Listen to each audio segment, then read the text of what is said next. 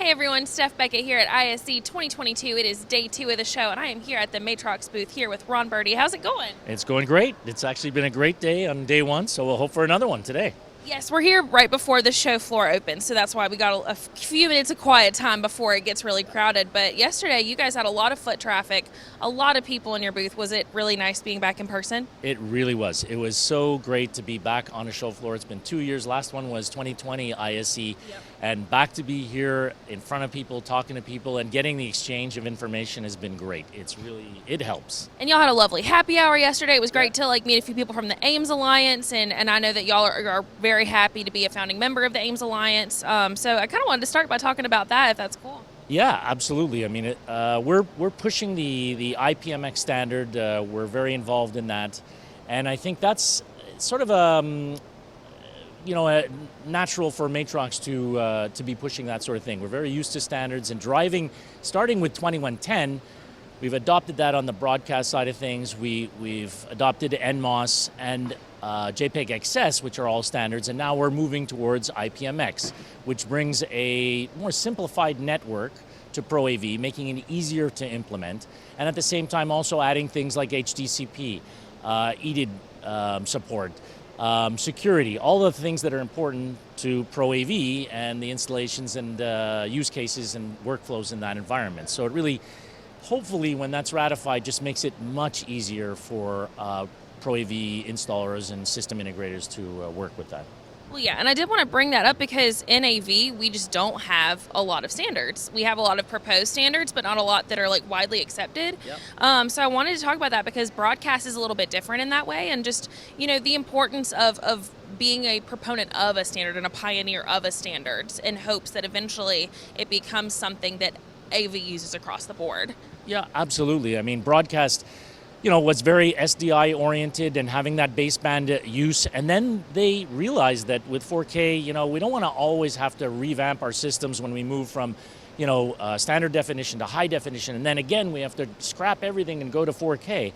And they went with 2110. So simply built out a standard for transport of AV over IP, and it's really built well for the broadcast environment. But there's a house sync that's required there and some very technical networking type of, the networks themselves are relatively technical. And that's what IPMX brings to the Pro AV market. It simplifies that networking aspect and, like I said, brings those Pro AV features to that 2110 spec or in addition to the 2110 spec and gives you that what we expect will be a much easier lower total cost of ownership for Pro AV when we do adopt that. And that's what we brought up with our Convert and Conduct IP products. Yeah, because at the end of the day, it's all about making things easier for integrators so they don't have to spend as much time on an install. Because at the end of the day, time is money when you're an integrator.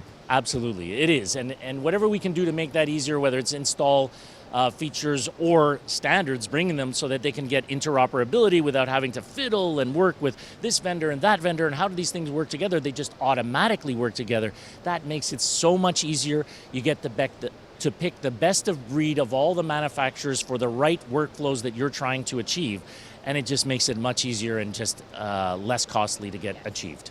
And you brought up the Convert IP series, and I wanted to just ask a little bit more about it because that's one of the main things that y'all are showing in your stand this year. So I know you've gotten a lot of questions about it. So yeah, tell me a little bit more. Yeah, I think one of the big questions is a lot of people see that we have SDI versions, HDMI versions, HD-based versions, and they're asking, well, how do these all work together? Well, basically, as an example, you can have a camera with SDI coming out of the camera, capture it with a transmitter that's SDI, and just pump it across the IPMX network and dump it out onto HDMI because your screen is HDMI, and that conversion from SDI to HDMI is done automatically. It's all done. All of the devices, all 6 that we launch at this show, basically, can be set as transmitters or receivers. They can all do that. They all support uncompressed. Well, not all. I guess all the SFP versions support uncompressed. We support compressed with JPEG XS, like I mentioned, and 1 gig Calibri codec, which allows you to have both motion video and high frequency stationary video like desktop at less than 1 gig, which is really important in Pro AV because often they're working on 1 gig networks. But if you want to, you can go all the way to 25 gig and run uncompressed 4K P60 at 444 and get every piece lossless and very low latency. Which is very wild because in AV we work on 1G and 10G, and we talk about those very frequently. And 25G is something that is like just virtually unheard of until now. Yeah, it's. I mean, if you're going to actually capture and go fully uncompressed, you've got to move ahead above 10G. So for 4K, exactly. So we didn't want to lose any of the signal at all. When you're using uncompressed, we are completely lossless and we are zero latency other than the network. When we're running the compressed, we're still at less than a frame of latency and visually lossless content, both for desktop and motion video. What are some other questions that you've gotten from people visiting the stand? Well, they're actually interested in talking to AIMS themselves and, the IPMX initiative and finding out more about it. So we're pushing them, of course, to AIMS and actually at Infocom we'll be doing, or they'll be doing, actually a full interop demo as well. So there'll be 12 different companies in the AIMS booth there. I don't think we have that here. I'm pretty sure that's not the case. But certainly at Infocom in June, you'll see that interoperability demo showing and proving that standards-based principle really works, where many different companies are showing off their products and what they do best for the market with the standard. Well, where can people go to find more information? You can take a look at us at matrox.com, of course, and look up the conduct and convert IPs. And then, of course, you can go to the AIM side, too, and look up the IPMX standards there as well.